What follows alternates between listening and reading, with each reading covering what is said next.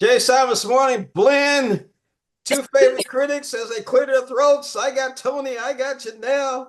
Wait a minute, where's the puppy at? And well, not sitting on the kitchen table, that's for sure. So,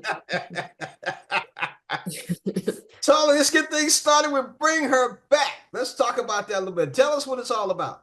From the creators of Talk to Me, obviously that was a polarizing film a few years ago. Here's another story that's gonna make your skin crawl. It's disgusting.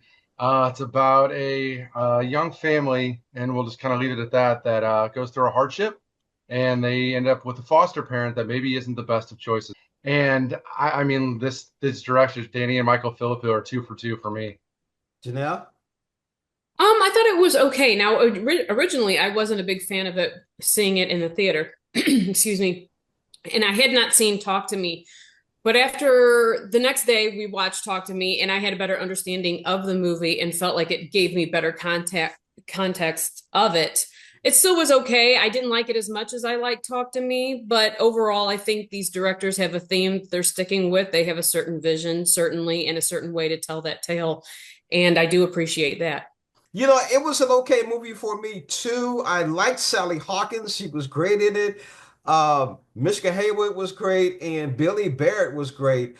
But I still have to take my hats off to Danny and Michael, the directors of this.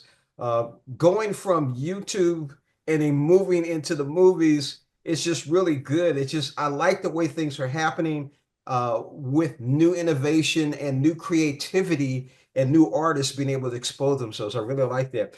I'm going to give this at least a 3 out of 5. Janelle? I agree. It's about a 3 out of 5. It is really gross. I wish if had again having seen Talk to Me compared to this, I do think that there's probably a little bit better storytelling and a little bit better backstory in Talk to Me than there was in Bring Her Back. Tony? I was all in on Sally Hawkins' performance. I thought she was fantastic. I love the darkness of the whole thing. It doesn't over-explain things. It leaves a lot of things up to interpretation and kind of just suggests it. It gives you little breadcrumbs, so it doesn't over-explain anything. 4 out of 5 for me. And A24, you've done it again. Oh, here we go. Look at that.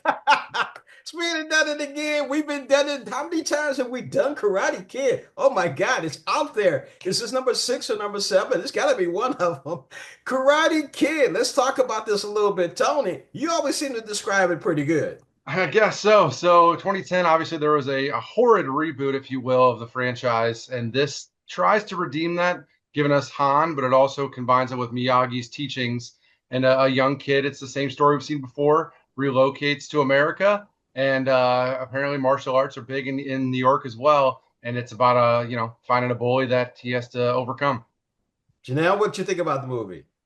I think it's the same formula that all the rest of the Karate Kid movies have. I think this cast was a little bit more charming and better chemistry, even, including the Joshua Jackson story, which is a little weird to me, but the cast overall was better.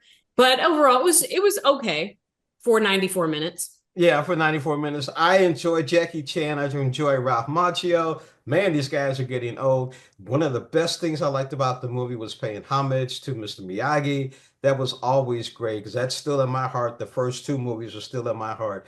So I'm going to give this at least 3.5, maybe 4 out of 5 for Karate Kid Legends. Janelle. I would give it about somewhere between a 3 and a 3.5. I'm not exactly sure where I fall on it. I might watch it again. I might tell people that it's a lot better than the 2010 version or the remake that they tried to do. But it's still just okay. But it's like I said, it's decent for 94 minutes. Tony.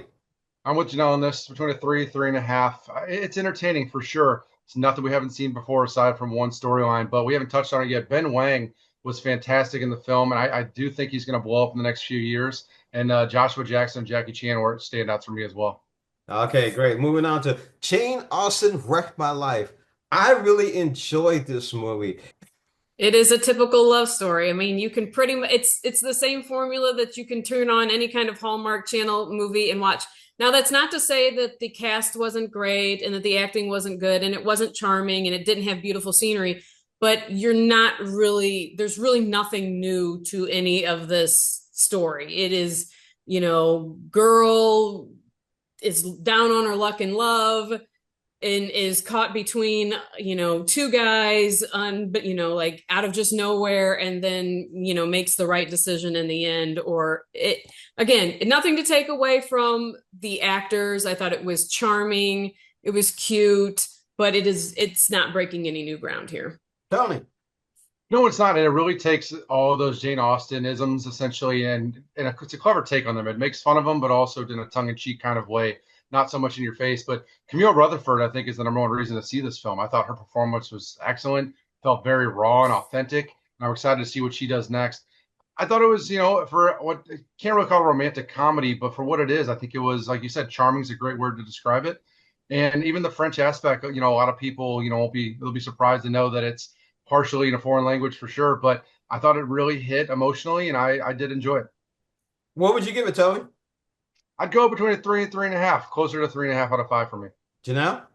I have to agree. It's a 3.5. It's not a terrible movie. It's just doesn't break any new ground.